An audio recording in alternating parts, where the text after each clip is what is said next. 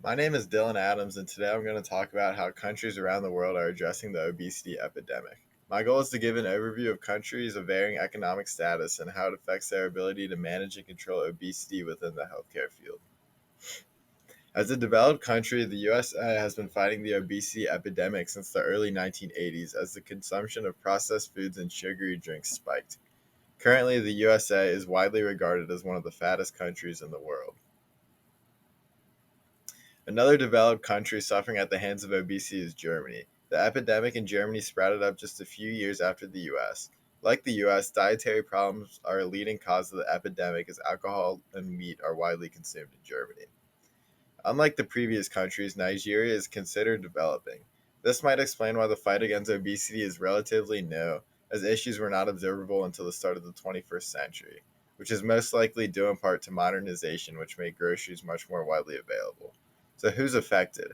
Obesity disproportionately affects groups in each of the three countries. In the US, Hispanics and African Americans are the most affected. In Germany, the elderly are hit the hardest, and in Nigeria, women in the city suffer the greatest.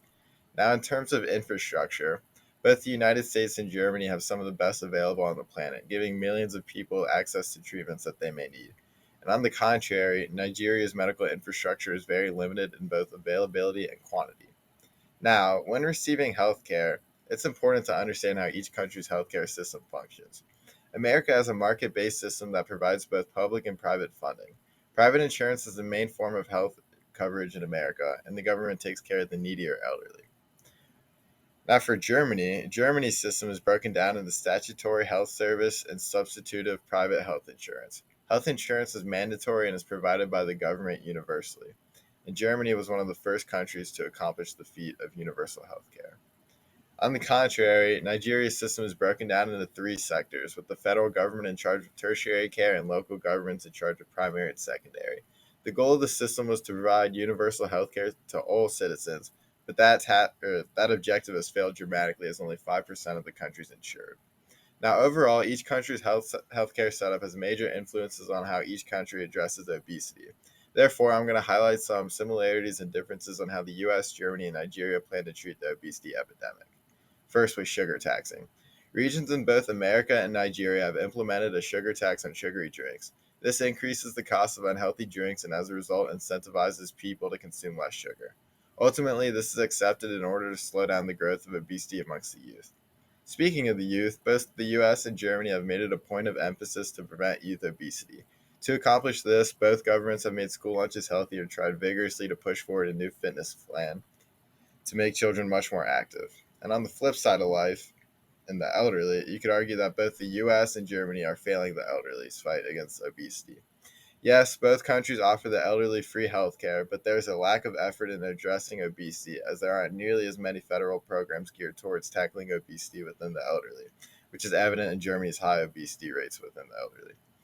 However, there are many other ways in which each country's healthcare system is failing its fight against obesity, such as America and Germany's inability to prevent obesity rather than treat it. In fact, it's estimated $147 billion are spent annually to treat issues just in America alone.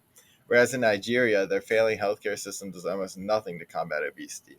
The underwhelming scale of Nigeria's system allows for its rural citizens to die from vaccine preventable diseases, and in the city, it's almost impossible to see a doctor without being filthy rich. Outside of government programs, cultures play a large role in each country's individual fight against obesity. For example, the US's dependence on fast food, Germany's love for beer, and Nigeria's usage of palm oils all contribute to the growth of obesity in each country. Furthermore, growing societal acceptance of obesity is making the fight even more difficult. The emergence of plus size mannequins and overweight celebrities in the public eye allows for people to feel more comfortable being unhealthy and overweight. Now, looking into the future, the outlook of obesity in each of these countries is very similar in the sense that the problem of obesity isn't going anywhere. Projections for each country predict that prevalence of obesity is going to rise. Overall, the development of each country's economy plays a minimal role in how it can treat obesity. The more developed countries like the US and Germany have more resources to allocate towards treating the problem, unlike Nigeria. But all countries, despite their economic status, have still failed to prevent the problem of obesity. Now, ultimately, prevention is crucial to fighting the obesity epidemic globally. Until healthcare systems unite to prevent the root of the issue, the epidemic will always be around. No matter how advanced a country is, they must prioritize its citizens eating healthy and staying active in order to promote a much healthier, obesity free life. Thank you.